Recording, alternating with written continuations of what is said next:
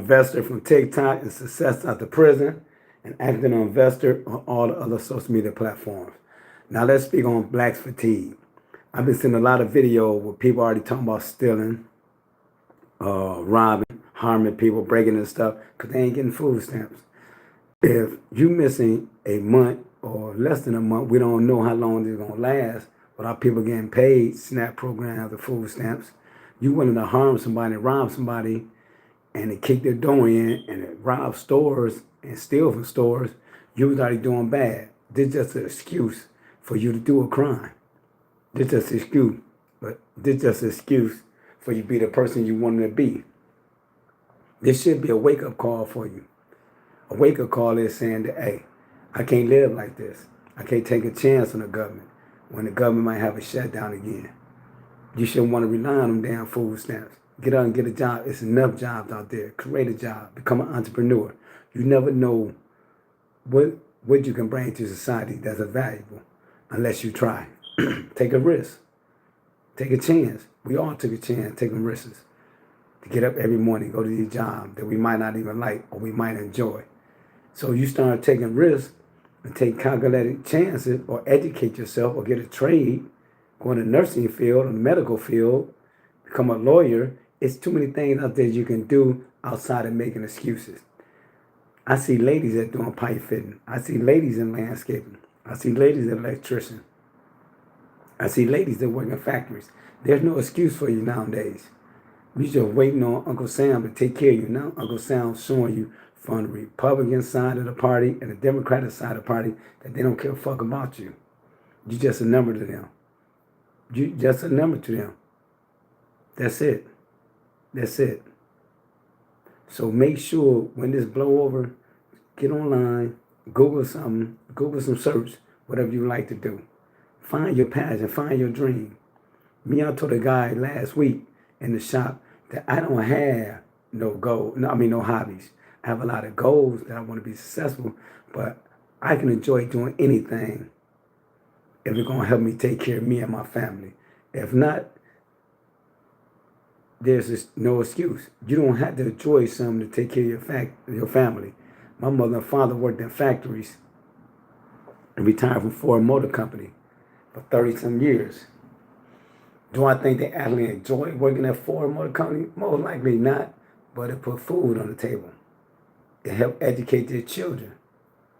It gave their children a lifeline. So you ready to crash out because you ain't getting some damn food stamps. This shit is crazy to me. You willing to go to prison because you ain't getting some food stamps. You willing to rob somebody or rob a store or break in a store because you ain't getting no food stamp. This the shit you were going to do anyway. When we talk about Black fatigue, it makes us look so bad when we out here just doing shit and wilding out. I'm good, Rolando, Big Apple, and we just out here wilding out. And we wonder why don't no other nationality want to deal with the black culture now. When I was growing up, man, black culture was known around the world. It was something that everybody wanted to look up to. The African-American man and female around the world, you have 1.2 to 1.3 million Africans and other people on black continents want to be like us. Now we want to be like them. We losing our value in the world. Don't nobody want to give us jobs. Don't nobody want to live in our community. Don't nobody want to send their kids to our schools. Nobody want to come to our restaurant. We might have to fire food, but people are afraid to come in our restaurant outside our culture because they're afraid from the thing they see on TV. Now, 30, 40, 50 years ago, we could have seen portrayal of the black man with bullshit when it came out to the media. Now, this shit is actually happening in real time. I seen it live in effect. So the shit they put on news now, they don't even have to lie. It don't have to be scripted. The stuff that we say don't have to be scripted. It's live. We telling these people how we think every day through our actions. We got to cut that shit out. It's more white people on stamp assistance and food stamps than African Americans. I haven't seen a video yet that a white person or Latino or Hispanic or any other nationality say they don't crash out. But my people, what the fuck? Why we got to always bring attention to ourselves? Why we just can't be in the back burner, in the back room, chilling, getting our money, building up infrastructure, building up businesses, coming together as a group. We always got to do the bad shit. We always got to be seen. We always got to be ratchet. We always got to be ghetto. We always got to act uneducated. And this shit is crazy.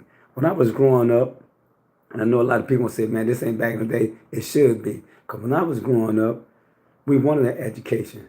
We wanted to stay out the streets. We didn't want to go to prison. We didn't want to get high. We didn't want to drink. We didn't want to have multiple baby mamas or multiple baby daddies. We at least had minimum goals. These people nowadays don't have a goal at all. They don't have no insight of what they want to do. They just want to be out here. And that's shocking to me that we fell to the wayside. We fell this low under the earth that we're the scums of the world. And that's bad. That's bad. And I'm sorry for the next generation what they got to go through. And it's not their fault. They didn't ask to be here. So we got to start doing better in the black community. We got to start doing better. It shouldn't be no fucking excuse that everywhere we go, we're being destructive towards our own people. It's so much self-hate. It's unfucking believable. Why do we hate ourselves so much? Why do we hate ourselves so much? Environmental, educational, economics. We know the system is playing a role in it, but damn, once you get a certain age, you got to become wise enough to realize, man, you're being played.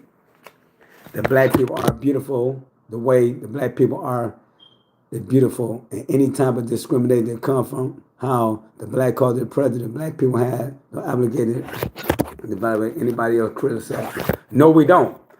And you're 100% correct on that. But we also have a duty to carry ourselves a certain way in society. We also have a duty to make sure our children, our grandchildren, our nieces and nephews have somebody they can look up to. We also have a duty to make sure we have the best, strongest school system. We also have a duty in our culture to make sure our kids have some kind of spiritualism. We also have a duty to make sure our kids are not getting gunned down in our community. We also have a duty to make sure we have the best communities.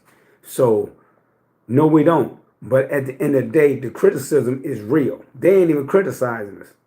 Back in the day, the 40, 50, 70, 80, and 90, it was a lot of lying. Now they don't even lie in the black culture. I'm tired of the fucking black culture. I'm black and I'm 60. This it's crazy how we think and how we act. It's crazy how we think and act.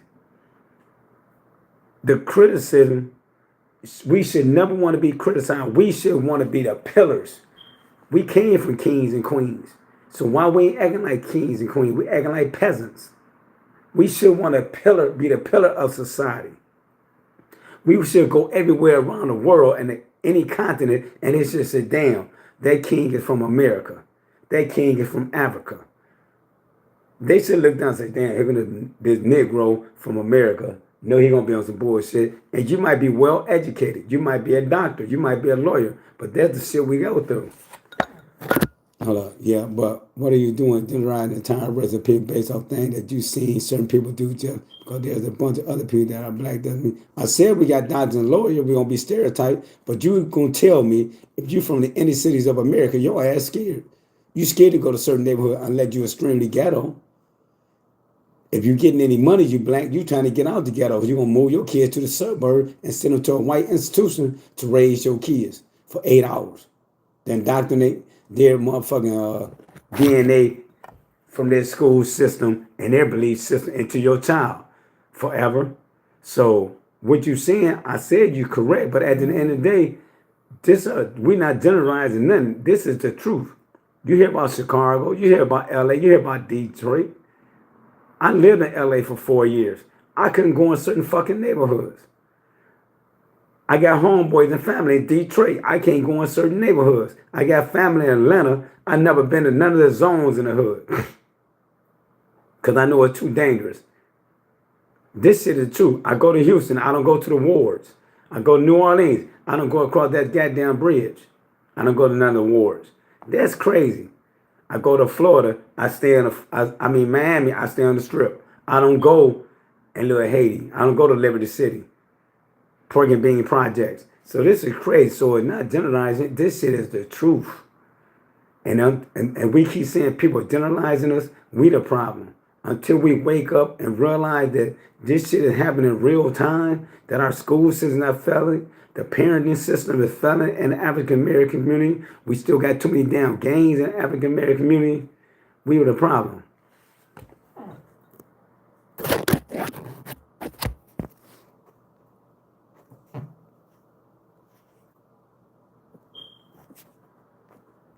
We the freaking problem. And I don't want to be the problem. I want to be a part of the solution.